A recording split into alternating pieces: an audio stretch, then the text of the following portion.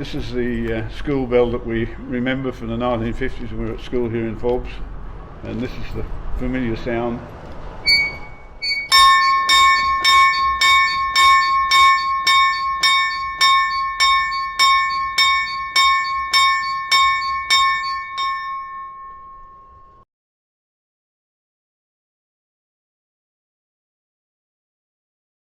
Now this is a chaff cutter. It's made in, I'm not quite sure how old it is, but it was made in Sydney by Clyde Engineering. And when I say it's a chaff cutter, it's for cutting sheaves of wheat into little short pieces of straw for feeding to sheep, mainly to horses and cattle, but mainly horses. And the sheath comes in through here, and here's a blade. There's two blades on this thing. This goes around. I'll wind this around in a minute. And while I'm winding it around, there's a mechanism in there for bringing the sheath into it, and it just cuts it off. So I'll give it a run now.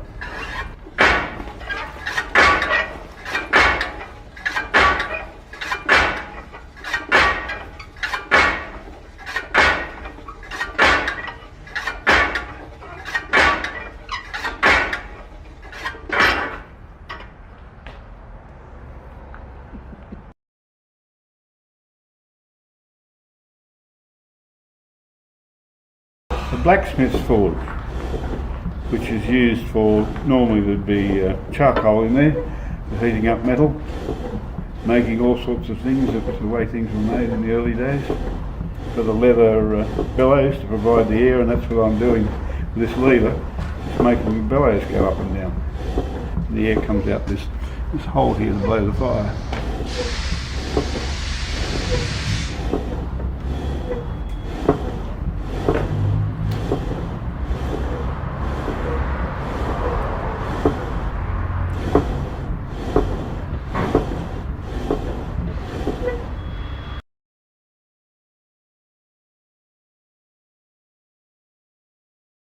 What we're looking at here is a tool called a post drill.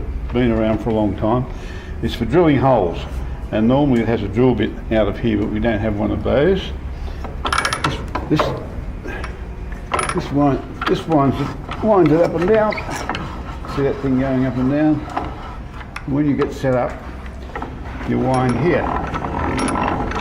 You see this little device here goes backwards and forwards and brings the drill bit down into your job that you're drilling. And then when you finish, you've got to wind it back up again to get the drill bit out of the hole you've just drilled, and that's it.